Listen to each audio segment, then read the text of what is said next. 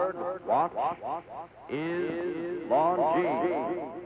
Longines watches have won 10 World's Fair grand prizes, 28 gold medals, and more honors for accuracy than any other timepiece.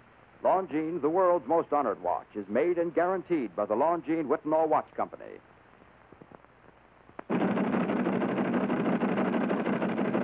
It's time for the Longines Chronoscope, a television journal of the important issues of the hour, brought to you every Monday, Wednesday, and Friday.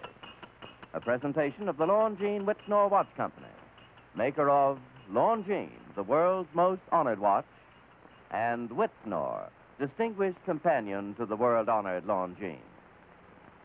Good evening. This is Frank Knight.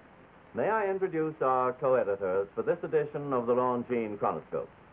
Mr. William Bradford Huey, editor of the American Mercury, and Mr. Donald I. Rogers, an editor of the New York Herald Tribune.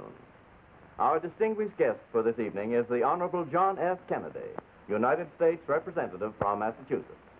The opinions expressed are necessarily those of the speakers. Congressman Kennedy, you've been elected to Congress for 3 terms now as a young Democrat from the Commonwealth of Massachusetts. Tonight, sir, as a Yankee and as a New Englander, we'd like to hear some of your opinions on the outcome of the New Hampshire primaries. Do you see any particular significance in the vote in New Hampshire? Yes, I think, of course, Mr. Rogers, the fact that General Eisenhower won by such a substantial margin, the fact that he won all of the delegates, it indicates, at least in the New England area, he has a substantial strength. The fact that Mr. Kefauver was able to beat Mr. Truman and receive all the delegates himself, I think really was a surprise. I don't think anyone really figured that he would ever do as well, even Mr. Kefauver. Do you feel that portends anything for the vote in the rest of the country? Well, I think in the Democratic column it indicates that Mr. Kefauver will have to be reckoned with, and it must cause some concern to Mr. Truman if he is interested in running again. Mr. Kennedy, where do you stand, sir? Our audience knows you as a vigorous young man who's the son of a distinguished father. Now, where do you stand politically? You're a Democrat. Are you a conservative or a liberal Democrat? Are you a New Dealer? How do you define your own position in democratic politics? Well, I define myself as a Democrat who supports the policies of the administration in cases of social legislation in quite substantially, though I have disagreed with them in some other particulars. You've not supported the administration's budget, have you? No, I haven't. I've tried, as of course a great many others, Senator Douglas and others who have supported much of the social policy, have tried to affect some economies. I don't think that there's any, there should be any contrast or clash there. I've supported more or less a middle line in the Democratic Party. Our audience, of course, is particularly interested in your views because it's been mentioned that you are a possible or probable candidate to the United States Senate against Senator Lodge. Have you decided whether or not you're going to oppose Senator Lodge this year? Well, Mr. Huey, I plan to announce my plans about what I thought I might do about the end of April. At that time, I thought I'd make them definite, but I'm certainly considering it very strongly. Now, you generally have supported the administration. What parts of the administration program have you not supported, sir? In the last year, I supported a cut for the European assistance of $300 million, which went finally through. In addition, I supported other cuts for foreign aid. I supported cuts to the domestic budget. I have differed from them in various other particulars. Your father, of course, has been widely known as a critic of foreign spending. Do you share your father's views on foreign spending?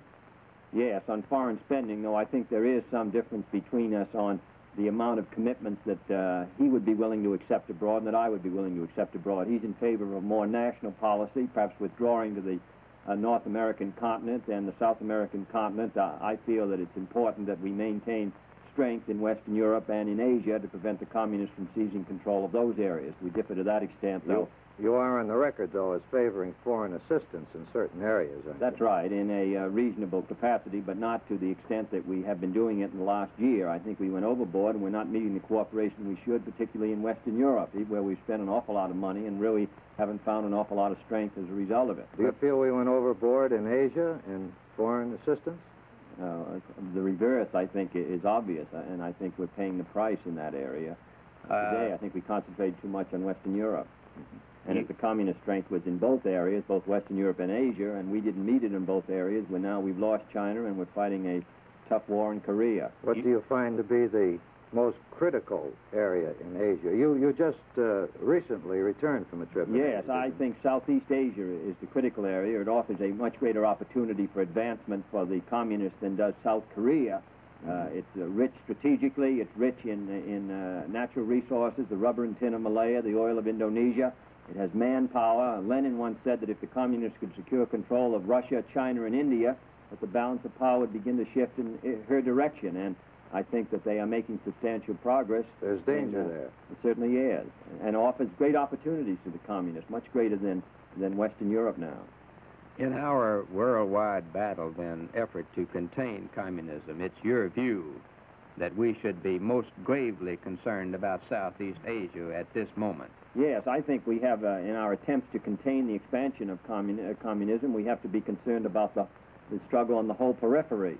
But I do think Southeast Asia is particularly dangerous now because the communists have made great progress. They have 500,000 guerrillas fighting in the jungles of Southeast Asia, and it's such an obviously richer target than South Korea is that it seems to me they're going to shift their weight from South Korea eventually to Southeast Asia. You don't feel the French can contain them in French Indochina, for instance? Well, they fought a long war. The French have suffered heavy casualties, nearly 30,000 in that war, and over 1,000 French officers killed.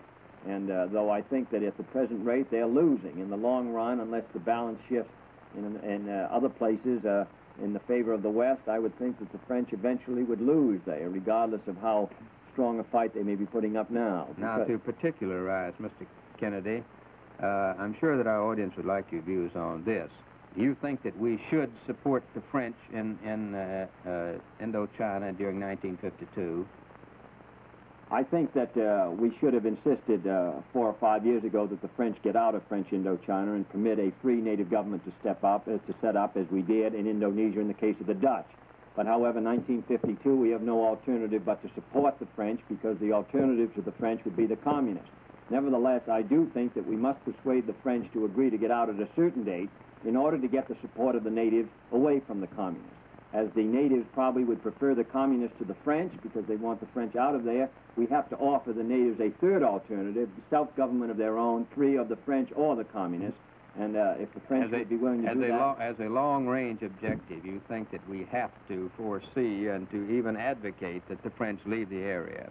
Well, we have to get a definite date because otherwise you can't win the support of the natives, and if you can't win the support of the natives away from the communists, you can never win out there. Well, I gather from all this, Congressman, that you are critical of the administration's position in Asia. I call it position rather than policy because we seem to lack a policy. Well, I'm certainly critical about what's happened there. Of course, a lot of it was just through general ignorance by all of us. We didn't know much about Asia. The communists drove in there once China was lost, and we made an awful lot of mistakes there.